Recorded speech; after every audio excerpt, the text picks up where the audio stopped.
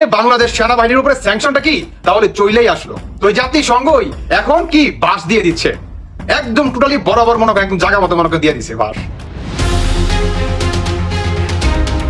এদিকে এবার জাতিসংঘের চাপে সেনাবাহিনী পড়েছে। বাংলাদেশকে নিয়ে জাতিসংঘ এবং ডোনাল্ড ট্রাম্প অনেক পরিকল্পনা করেছিল, অবশেষে তাদের পরিকল্পনাগুলো বাস্তবের দিকে যাচ্ছে।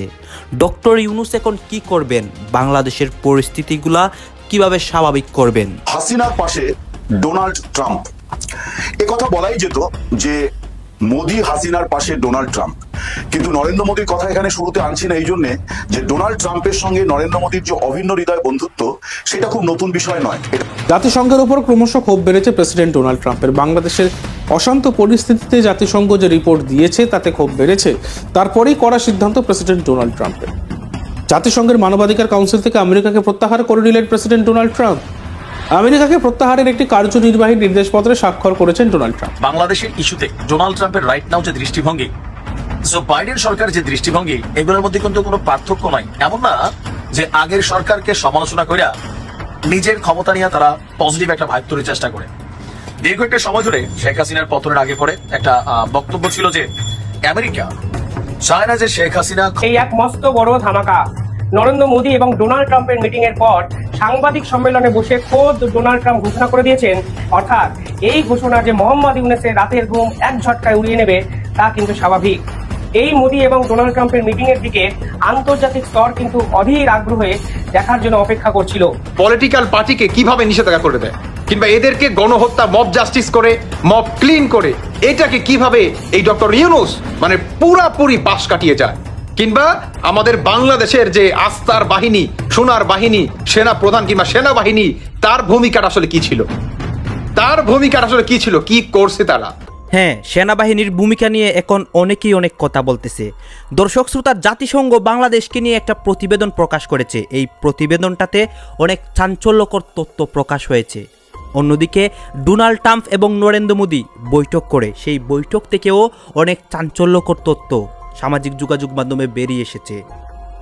মূল বিষয়টা হচ্ছে বাংলাদেশ সেনাবাহিনী। গাইস, বাংলাদেশ সেনাবাহিনী কিন্তু বাংলাদেশের আস্থার প্রতীক। এখন তাদেরকে নিয়ে অনেকে কি কথা বলতেছে গাইজ, এইসব বিষয় পর্যালোচনা করে আমরা অনেক তথ্য পাই এবং ভিডিও পাই, সেইগুলোই কিন্তু আপনাদের সামনে এক এক করে ধারাবাহিকলি তুলে ধরবো।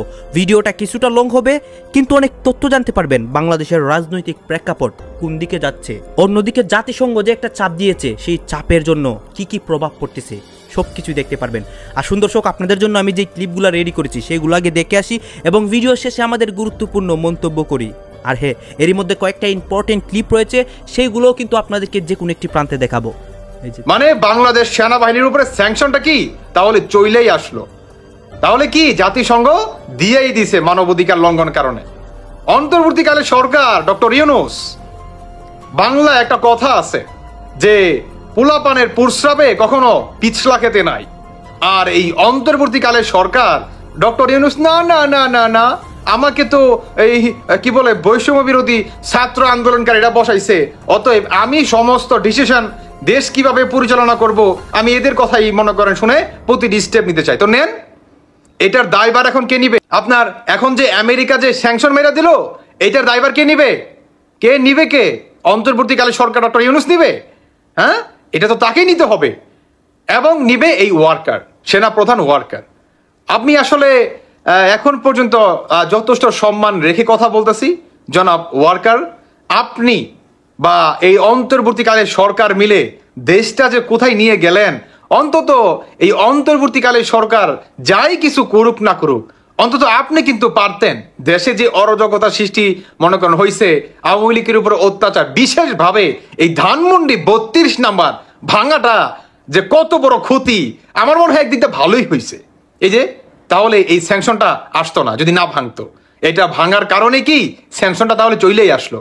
আমি কিন্তু বলছিলাম যে শেখ মুজিবুর রহমানের ভাষণটা কিন্তু আমি শোনাইছি না, যে যখন নাকি বাংলাদেশে স্বাধীন হয়, পাকিস্তানি হানাদার বাহিনীদেরকে আমাদের বাংলাদেশ থেকে বিতাড়িত করে, তখন কিন্তু শেখ মুজিবুর রহমান কিন্তু আমেরিকা, রাশিয়া, ইন্ডিয়া যে আপনার যে বা আদার্স যেগুলো আপনার দেশগুলো ছিল সবাইকে কি ধন্যবাদ জানায়। আর এই আপনার কি বলে এই ইন্ডিয়া কিন্তু আমেরিকা কিন্তু আপনার করে রিকোয়েস্ট করে, এবং আমেরিকা পাকিস্তান থেকে আপনার বঙ্গবন্ধু শেখ মুজিবুর রহমানকে উদ্ধার করে নিয়ে আসে, সাথে রাশিয়াও ছিল। কি বলছিলাম না?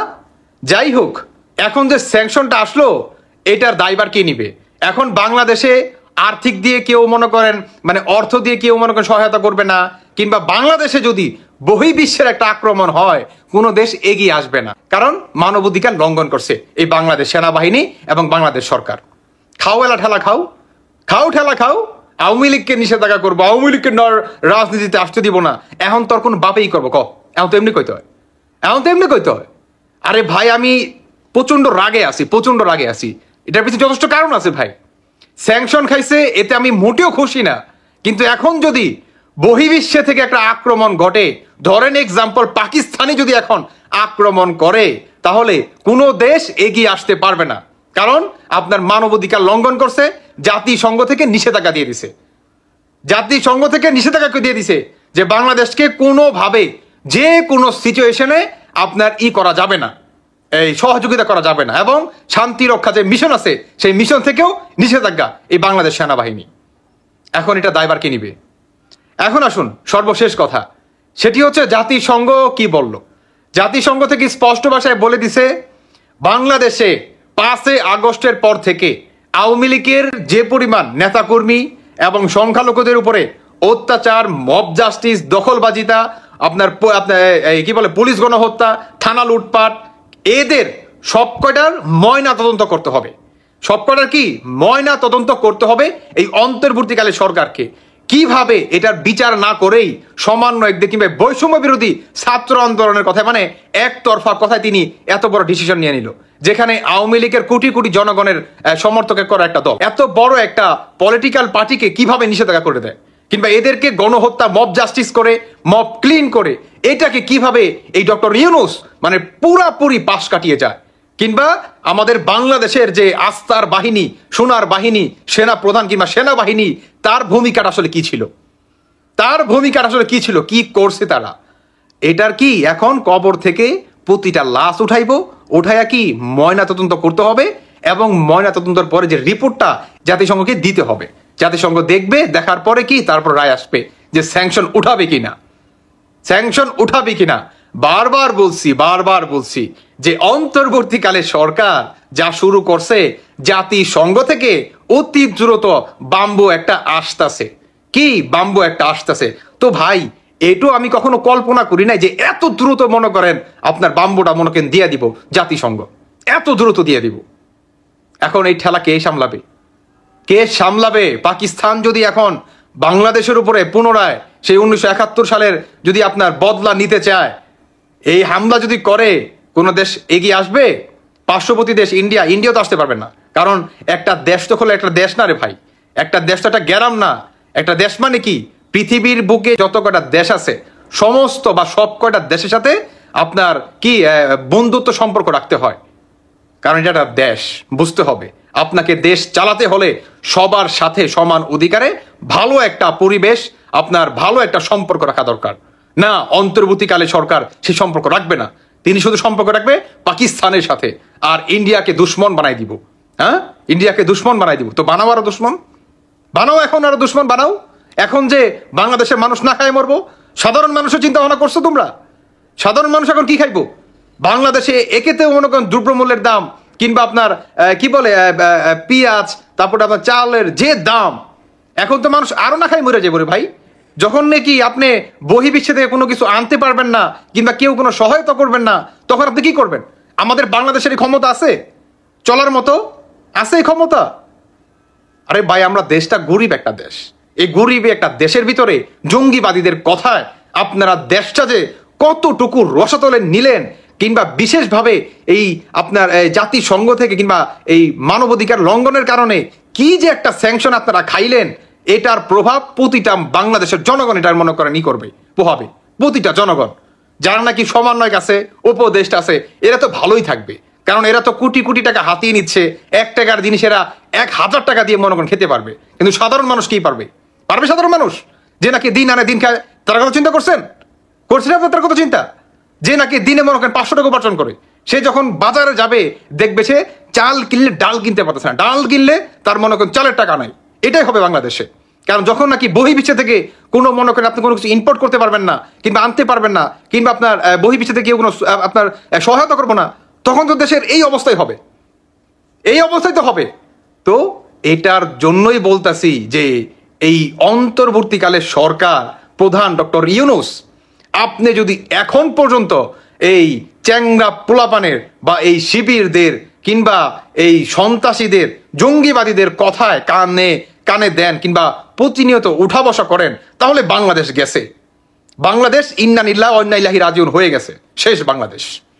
বাংলাদেশ শেষ, খাবে তোমরা আরো বেশি বেশি করে খাও। এখন শুধু একটা বিষয় দেখার পালা, যে সাধারণ মানুষ যখন নাকি না খেতে পারবে, যখন নাকি পেটের দায়ে তার পরিবার চিৎকার চেঁচামেচি করবে, তার বাচ্চা পোলাপান প্রতিনিয়ত মনে করেন ছটপট করবে, যখন নাকি বাংলাদেশের প্রতিটি মানুষ ঘর থেকে নিজ দায়িত্বে মনে করেন বেরোয় আসবো, তখন এই সমন্বয়কারী কিংবা এই অন্তর্বর্তীকালে সরকারের অবস্থাটা আমি আসলে দেখতে চাই।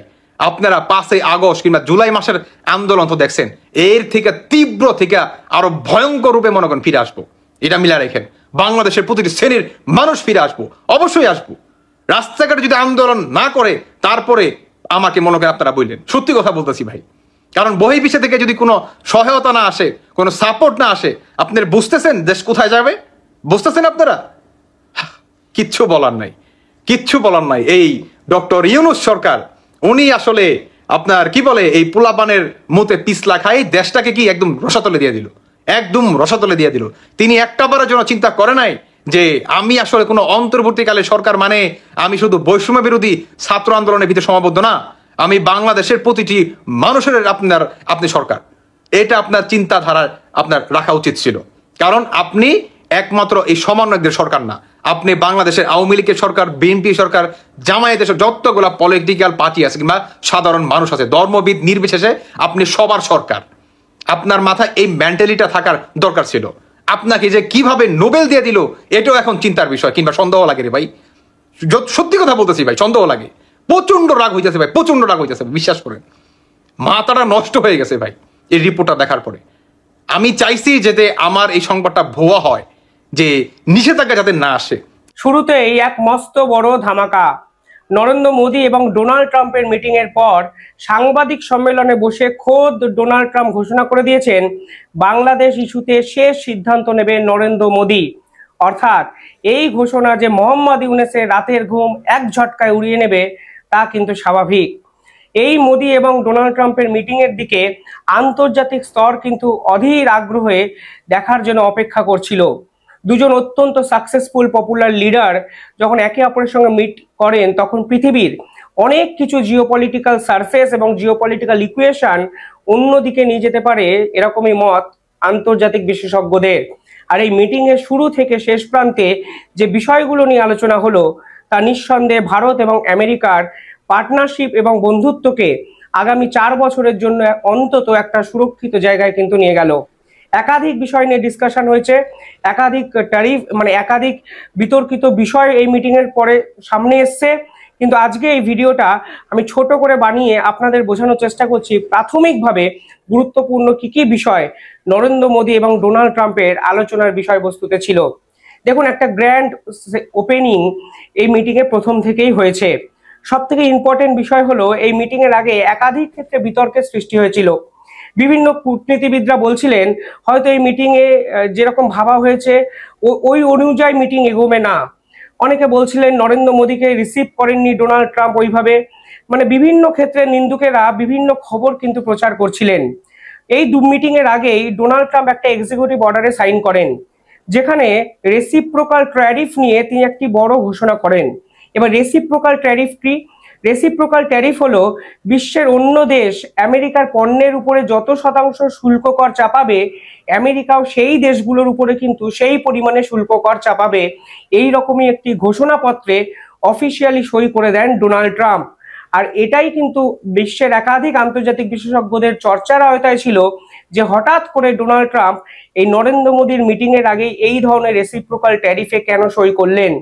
পরবর্তীকালে আমেরিকার একাধিক কূটনীতি বিশেষজ্ঞরা বলেন যদিও রেসিপ্রোকাল ট্যারিফ এক্সিকিউটিভ অর্ডারে সাইন করেছেন ডোনাল্ড ট্রাম্প, তা সত্ত্বেও 1:1 রিলেশনশিপকে গুরুত্ব দেবেন ডোনাল্ড ট্রাম্প। কারণ এক্ষেত্রে আগামী 4 বছর যদি আমেরিকাকে সর্বোৎকৃষ্ট জায়গায় নিয়ে যেতে চায়, তাহলে কিন্তু যে লিটারাল যে সিরিজগুলো হয়, দ্বিপাক্ষিক যে আলোচনাগুলো হয়, সেগুলোও কিন্তু অত্যন্ত গুরুত্ব সহকারে ভাববে ডোনাল্ড ট্রাম্পের সরকার। ফলে এই পরে নরেন্দ্র মোদী হোয়াইট হাউসে যান। একটি ভিডিও আপনাকে দেখাবো যেখানে দেখবেন নরেন্দ্র মোদী যখন হোয়াইট হাউসে যান তখন দরজায় কিন্তু ডোনাল্ড ট্রাম্প দাঁড়িয়ে নেন। যখন ইসরায়েলের প্রেসিডেন্ট নেতানিয়াহু গিয়েছিলেন তখনও কিন্তু ডোনাল্ড ট্রাম্প ওখানে দাঁড়িয়ে তাকে রিসিভ করেছিলেন। এই ভিডিওটা দেখুন, দেখবেন কেন নিন্দুকেরা প্রশ্নচিহ্ন তুলেছেন। কিন্তু এরপরে আমি আরো একটা ফুটেজ দেখাবো, দেখবেন এই পুরো জল্পনাটার অবসান কিভাবে 15 সেকেন্ডে চলে যাবে আপনাদের। ভিডিওটা দেখুন। Nice to see you again.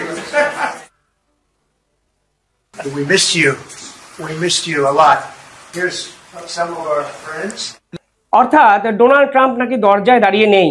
একাধিক রাজনীতিবিদরা, বাংলাদেশের মিডিয়ারা ইতিমধ্যেই সমালোচনা করতে শুরু করেন। এরপরে ডোনাল্ড ট্রাম্পের হোয়াইট হাউস থেকে আরো একটা ভিডিও প্রকাশ করা হয় যেখানে তিনি দেখাচ্ছেন দরজার ভিতরেই দাঁড়িয়েছিলেন ডোনাল্ড ট্রাম্প, এবং ডোনাল্ড ট্রাম্প কার্যত বুকে জড়িয়ে ধরে নরেন্দ্র মোদীকে রিসিভ করেন এবং উল্লেখযোগ্য 2-3টে কথা বলেন, যা দুই লিডারের যে সম্পর্ক তা কিন্তু বিশ্ব আঙিনায় রীতিমতো চর্চার আওতায় আবার চলে আসেন। ডোনাল্ড ট্রাম্প নরেন্দ্র মোদীকে দেখে বলেন, উই মিসড ইউ এ লট, অর্থাৎ আমি আপনাকে মিস করছিলাম। আপনার মতো অত্যন্ত গুণমান ব্যক্তিকে, যিনি দেশের অন্যতম শরিক, তাকে আমি মিস করছিলাম।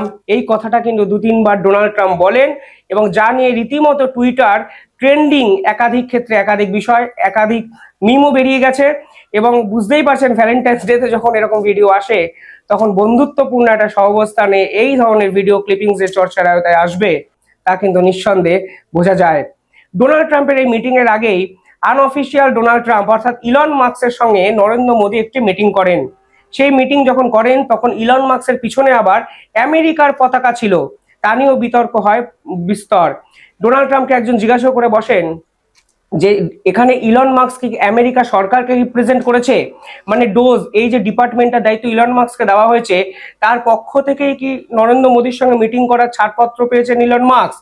ডোনাল্ড ট্রাম্প বলেন, আমি এই বিষয়ে এখনো কিছু জানি না, আমি জেনে আপনাদের এই বিষয়টা জানাবো। কিন্তু ইলন মাস্কের সঙ্গে এই মিটিং নিঃসন্দেহে খুবই গুরুত্বপূর্ণ, কারণ এখন গোটা বিশ্ব জানেন সরকারে হয়তো ডোনাল্ড ট্রাম্প আছেন কিন্তু আমেরিকা প্রশাসনকে পিছন থেকে চালাবেন নিঃসন্দেহে one and only Elon Musk. এই মিটিং এ ইউএসএইড নিয়ে কথা হয়েছে।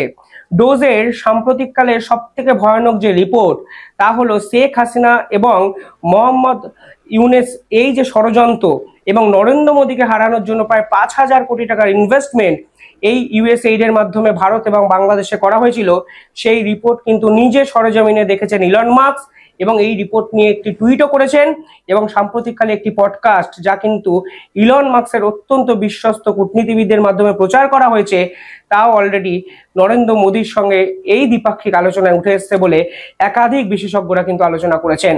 পরবর্তীকালে ইলন মাস্ক একটি উপহার তুলে দেন নরেন্দ্র মোদীর হাতে। উপহারটা কি?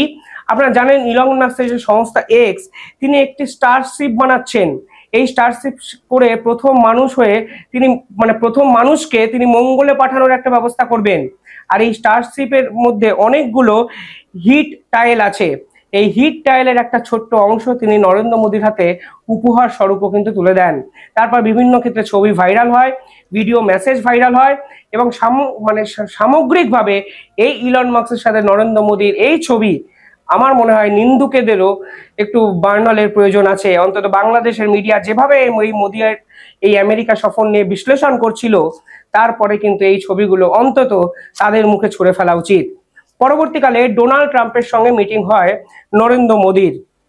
সেখানে একটা ইমোশনাল মুভমেন্ট ক্রিয়েট হয়, নিঃসন্দেহে ইমোশনাল মুভমেন্ট, কারণ দুই দেশের অত্যন্ত গুরুত্বপূর্ণ দুজন নেতা দেখা করছেন অথচ ডোনাল্ড ট্রাম্প তাকে উপহার স্বরূপ একটি অ্যালবাম তুলে দিচ্ছেন। এই নজিরও কিন্তু আমেরিকায় এর আগে ডোনাল্ড ট্রাম্প দেখাননি। এই অ্যালবামে নরেন্দ্র মোদী এবং ডোনাল্ড ট্রাম্পের একাধিক ঘনিষ্ঠ মুহূর্তের যে ছবি, একে অপরের দেশে সফররত বিভিন্ন গুরুত্বপূর্ণ ছবিকে তিনি বাঁধিয়ে তুলে দিয়েছেন। অর্থাৎ এই যে ডোনাল্ড ট্রাম্প যখন ভারতবর্ষে এসেছিলেন তখন নমস্তে ট্রাম্প ইভেন্ট এবং হাউডি মোদি, যা কিনা আমেরিকায় নরেন্দ্র মোদী সফরে হয়েছিল, সেই সফরের একাধিক ছবি একটি সুন্দর কোলাজ করে অ্যালবামে উপহার স্বরূপ তুলে দেন নরেন্দ্র মোদীর হাতে এবং পরবর্তীকালে বলেন আওয়ার জার্নি টুগেদার, এই অ্যালবামে আমাদের সমস্ত বন্ধুত্বপূর্ণ ছবিগুলো আছে। তাও কিন্তু আমেরিকা সরকারের পক্ষ থেকে একদম অফিসিয়ালি টুইট করে জানানো হয়। এরপরে সব থেকে ইন্টারেস্টিং পার্ট, ট্যারিফ নিয়ে আমি একটা অন্য ভিডিও বানাবো। F-35 যে বিমান আছে তা নিয়ে আলোচনা হয়েছে, আমি সে বিষয়ে একটা আলাদা ভিডিও বানাবো। কিন্তু সব থেকে ইম্পর্টেন্ট পার্ট, যেখানে ডোনাল্ড ট্রাম্প কার্যত বিস্ফোরণ ঘটিয়ে দিয়েছেন মোহাম্মদ ইউনূস এবং বাংলাদেশ নিয়ে। একাধিক সাংবাদিক এই ডোনাল্ড ট্রাম্পকে একাধিক প্রশ্ন করেন। একজন সাংবাদিক সরাসরি প্রশ্ন করেন, শেখ হাসিনা যে ইস্যু এবং মোহাম্মদ ইউনূসকে যেভাবে ক্ষমতায় বসানো হয়েছে এবং যে চক্রান্ত USAID এর রিপোর্ট সামনে এসছে, এরপর আমেরিকা যুক্তরাষ্ট্রের ভূমিকা কি হবে? ট্রাম্প কি সিরিয়াসলি এই পার্টিকুলারলি এই হাসিনা এবং ইউনূস ইস্যুতে ঢুকবেন? তখন পাশে ডোনাল্ড ট্রাম্প সরাসরি বলেন, আমি সম্পূর্ণভাবে এই বাংলাদেশ ইস্যুটি নরেন্দ্র মোদীর উপরেই ছাড়লাম। অর্থাৎ নিশ্চিতভাবে বোঝা যাচ্ছে আলোচনার বিষয়বস্তুতে বাংলাদেশ ছিল এবং বাংলাদেশ নিয়ে শেষ কথা অন্তত আজকের পর নরেন্দ্র মোদী বলবে। আর এখানে আমি একটা প্রশ্ন আপনাদের জন্য রাখতে চাই, আপনাদের কি মনে হয় যতদিন না বাংলাদেশে নির্বাচিত সরকার আসছে কিংবা হাসিনাকে নতুন করে সরকারের মসনদে বসানো সম্ভব হচ্ছে, ততদিন বাংলাদেশের সঙ্গে সম্পর্ক ছিন্ন করা উচিত নরেন্দ্র মোদীর ভারতের? কারণ এতদিন অবধি নরেন্দ্র মোদী ভারতের অনেক কিছু ইকুয়েশন মেনটেন করতে হয়েছে। আন্তর্জাতিক সম্পর্ক কিভাবে যাবে, কিভাবে এই পুরো বিষয়টা রিফ্লেক্ট হবে, বাংলাদেশকে ব্যান করার আগে একাধিক বিষয় মাথায় রাখতে হয়, ট্রেডগুলো অনেকগুলো ডিপেন্ড করে একে অপরের উপর, সেগুলো মাথায় রাখতে হয়। কিন্তু আজ যখন ডোনাল্ড ট্রাম্প খোলা হাতে নরেন্দ্র মোদীকে খেলতে দিলেন, তখন নরেন্দ্র মোদীর কি এই সম্পূর্ণ বিষয়ে আরো অ্যাগ্রেসিভ কোনো ভূমিকা বা পদক্ষেপ নেওয়া উচিত? এই প্রশ্ন আমি আপনাদের উদ্দেশ্যে রাখলাম। তবে তার আগে ভিডিওটা দেখুন, যেখানে ডোনাল্ড ট্রাম্প পরিষ্কারভাবে বলছেন, I will leave that to prime minister Modi, অর্থাৎ আমি এই সম্পূর্ণ বিষয়টি নরেন্দ্র মোদীর উপরেই ছাড়লাম। What you would like to say about the Bangladesh issue, because we saw and it is evident that how the deep state of United States was involved in regime change during the Biden administration, and then Mohammad Yunus made Junior Soros also. So what is your point of view about the Bangladesh? Soros, and what is the role that the deep state played in the situation in Bangladesh? Well, there was no role for our deep state. It was. This is something that the Prime Minister has been working on for a long time and has been worked on for hundreds of years, frankly. I've been reading about it. But I will leave Bangladesh to the Prime Minister. পরবর্তীকালে আরো এক গুরুত্বপূর্ণ প্রশ্ন করেন এক সাংবাদিক সরাসরি deep স্টেটের ভূমিকা নিয়ে প্রশ্ন করেন। এই ডিপ স্টেট কি? যারা আমাদের ভিডিও দেখেন তারা এর আগেও দেখেছেন। ডিপ স্টেট হলো সরকারে নেই অথচ বিভিন্ন ক্ষেত্রে সরকারি অফিসাররা একজোট হয়ে কোনো পার্টিকুলারলি দেশের বিরুদ্ধে অপারেশন চালানো, হিউজ মাল্টিমিলিয়ন ডলার ইনভেস্টমেন্ট এবং পার্টিকুলারলি অন্য দেশকে কন্ট্রোল করার একটা চেষ্টা করেন এই ধরনের সমবেত হয়ে সরকারি আধিকারিকরা বা যারা পার্টিকুলারলি আমেরিকার প্রশাসনের সঙ্গে জড়িত ব্যক্তিরা। এই পার্টিকুলারলি ডিপ স্টেট ভারতের যে ইলেকশন সেটাকে কন্ট্রোল করেছিল বলে এখন সব থেকে বেশি বিস্ফোরক অভিযোগ, যা ডোনাল্ড ট্রাম্পের সামনে সরাসরি করা হয়। এবং উনি যে কথাগুলো বলেন, আমার মনে হয় ভারতের বিরোধী দলের রাজনীতিবিদরাও অন্তত সেই কথাগুলোকে গুরুত্ব সহকারে দেখবেন এবং গণতান্ত্রিক একটি বৃহত্তম গণতান্ত্রিক দেশে এই কথাটা নিঃসন্দেহে আশঙ্কাজনক এবং বিপজ্জনক। ডোনাল্ড ট্রাম্প পরিষ্কারভাবে বলেন, it could have had a role, অর্থাৎ USAID এর টাকা দিয়ে ভারতের নির্বাচনকে কন্ট্রোল করার চেষ্টার একটা সম্ভাবনা আছে এবং সত্যি একটা রোল হয়তো থাকতেও পারে। ভাবুন, ডোনাল্ড ট্রাম্প ক্ষমতায় বসে নিজের দেশের বিভিন্ন কর্মচারীর উদ্দেশ্যে তিনি বলছেন এই রোল কিন্তু আছে এবং এটা অবশ্যই নির্বাচনকে কন্ট্রোল করার একটা চেষ্টা কিন্তু করা হয়েছে। ভাবতে পারেন কত বিপজ্জনক একটা বিষয়। ভারতের ইলেকশন, ভারতের এই যে ভোটাধিকার সিস্টেম, তা বিশ্বের অন্যতম বড় একটা সিস্টেম। সেইটা বাইরের কোনো একটা বিদেশি শক্তি টাকা দিয়ে শুধুমাত্র কন্ট্রোল করবে বা কন্ট্রোল করতে চাইবে, নিঃসন্দেহে ভারতবাসী হয়ে এটা অত্যন্ত বিপজ্জনক একটা ধারা বলে আমার মনে হয়। আপনি যে দলেরই সাপোর্টার হন না কেন, এই প্রবণতা যদি ভবিষ্যতে বজায় থাকে তাহলে কিন্তু ভারতবর্ষের সামাজিক ক্ষেত্রে অত্যন্ত বড় একটা বিপর্যয় আসতেই পারে। আর ডোনাল্ড ট্রাম্প নিজেই আমেরিকার এই বৃহত্তর ষড়যন্ত্র যেভাবে একের পর এক ফাঁস করছেন, আমার মনে হয় বিরোধী রাজনীতিবিদরা যারা আছেন আমাদের দেশে তাদেরকে অত্যন্ত গুরুত্ব সহকারে এই পার্টিকুলার অভিযোগগুলো নিয়ে ভাবা উচিত, চর্চার আওতায় নেওয়া উচিত। কিন্তু আপাতত আন্তর্জাতিক মিডিয়ার কথায় যে লাইনটি সব থেকে বেশি আলোচনার শীর্ষে তা হলো Bangladesh issue, I will leave it to prime minister Narendra Modi. অনেকটা নিশ্চিন্তেই বসবাস করছিলেন ভারতে আওয়ামী লীগ সভানেত্রী শেখ হাসিনা। ইভেন তার দেখা দেখি আওয়ামী লীগের অনেক নেতাকর্মী এই মুহূর্তে ভারতে পলাতক অবস্থায় আছে। সেখান থেকে বসে বাংলাদেশের রাজনীতি করছেন, নানান বক্তব্য দিচ্ছেন, ভাষণ দিচ্ছেন, আর সেগুলোকে কেন্দ্র করে 5ই ফেব্রুয়ারির মতন অনেক ধরনের ঘটনাও দেশে ঘটে গেছে। তো এর মাঝখানেও মোটামুটি একটা পজিটিভ অবস্থানে ছিলাম, কিন্তু গেল পরশুদিন থেকে হঠাৎ করে ভারতের বাতাসটা বদলাইতে শুরু করছে আমার মনে হচ্ছে। আয়নাঘর পরিদর্শন শেষে একজন সাংবাদিক গিয়া তিনি একটা তার ফেসবুকে স্ট্যাটাস দিলেন, এমনকি পাশাপাশি ভারতীয় গণমাধ্যমে একটা নিউজ করলেন। এটাও ছিল শেখ হাসিনার বিপরীতে। এরপর শশীধর, ভারতের খুবই প্রভাবশালী একজন কি বলে যে পলিটিশিয়ান, তিনিও বললেন যে শেখ হাসিনার বক্তব্যগুলোর কারণে বাংলাদেশের সম্পর্ক নষ্ট হচ্ছে ভারতের সাথে। সো ভারতের সরকারের উচিত কোন দল বা ব্যক্তি গোষ্ঠীর বিপরীতে বাংলাদেশের জনগণের সাথে সম্পর্ক তৈরি করা। এর মাঝখানে আমরা যদি দেখি যে আজকে একজন সাংবাদিক যে বক্তব্য করেছেন, তার এই বক্তব্যকে ঘিরে ভারতে অনেকটা তোলপাড়, অনেকটা বিপাকেও আছেন বাংলাদেশ আওয়ামী লীগের সভানেত্রী আর আওয়ামী লীগ দলটা। এখানে বলা হয়েছে যে আওয়ামী লীগকে দল হিসাবে ভারতের ক্ষমতাসীন বিজেপির বাংলাদেশি শাখা বলে মন্তব্য করেছেন কলকাতা এবং লন্ডন ভিত্তিক সাংবাদিক, গবেষক, অ্যাক্টিভিস্ট অর্ক ভাদুরি। তিনি নিজে তার ফেসবুক ওয়ালে একটা স্ট্যাটাস দিয়েছেন, আর তার এই স্ট্যাটাসটি মুহূর্তের মধ্যে সোশ্যাল মিডিয়া ভাইরাল। আর আমাদের সরকারের যিনি মানে প্রধান উপদেষ্টার প্রেস সচিব আছেন, যিনি প্রেস সেক্রেটারি শফিকুল আলম, তিনিও শেয়ার করেছেন। অর্ক ভাদুরির স্ট্যাটাসটা ছিল এরকম যে ভারতের প্রধানমন্ত্রী নরেন্দ্র মোদী আমেরিকায় গিয়েছেন, তাকে স্বাগত জানাতে বাংলাদেশ আওয়ামী লীগের মার্কিন যুক্তরাষ্ট্র শাখা ওয়েলকাম নরেন্দ্র মোদী লেখা ব্যানার নিয়ে জমায়েত করেছে। আওয়ামী লীগ ছাত্রলীগের অফিসিয়াল পেজ এই ভিডিওটি শেয়ার করেছে। ছাত্রলীগের পোস্টটি কমেন্ট সেকশনে আমি শেয়ার করেছি। তিনি বলছেন যে বিজেপি এবং আওয়ামী লীগ এখন আর আলাদা দুটি দল না, আওয়ামী লীগ বর্তমানে বিজেপির বাংলাদেশের শাখা। সেই কারণেই মোদীকে স্বাগত জানিয়ে ব্যানার হাতে আমেরিকায় জমায়েত করেছেন আওয়ামী লীগের নেতারা। এটা খুবই অসহায়ত্বের একটা ইস্যু। আসলে রাজনীতি বড় আলাদা জিনিস। ভারতের প্রধানমন্ত্রীকে স্বাগত জানাইতে আওয়ামী লীগের এই অ্যাক্টিভিটিস অবশ্যই এটাই বোঝায় যে নরেন্দ্র মোদীর প্রতি তাদের কি পরিমাণ ট্রাস্ট। আমি বরাবর বলি, বিএনপি দেখেন 16 বছরে আওয়ামী লীগকে বাটে ফেলতে পারে নাই বা রাজপথ দখল নিতে পারে নাই। কেন? তারা আমেরিকারে বাবা মানত। এটা কিন্তু বাস্তব। ভাবতে আমেরিকা কিছু একটা করে দিবে।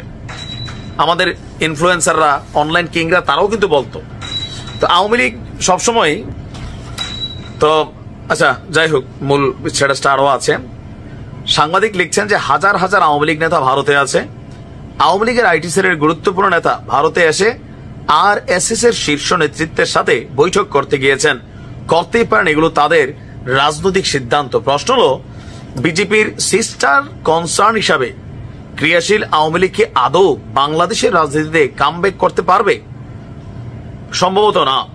ইউনূস সরকারের বিরুদ্ধে ক্ষোভ আছে, ক্ষোভ আরো বাড়বে, কিন্তু তার সুফল আওয়ামী লীগ ঘরে তুলবে না, তুলবে অন্য রাজনৈতিক শক্তি। জুলাই আগস্টের ঘটনার পর তার বক্তব্য হচ্ছে যে আওয়ামী লীগের বিপদ আরো বাড়ছে। আওয়ামী লীগ নেতা মুজিবনগর সরকারের প্রধানমন্ত্রী তাজউদ্দিনের পুত্র সোহেল তাজ এই বিষয়ে যে পোস্ট করেছে কমেন্ট সেকশনে, এটিও শেয়ার করলাম, আমাদের বরিশাল ভাই। এই দুরবস্থায় খোলাখুলি নরেন্দ্র মোদীর পক্ষে ব্যানার নিয়ে মিছিল করে আদৌ বিচক্ষণার পরিচয় আওয়ামী লীগ দিছে কিনা? না, দেয় নাই।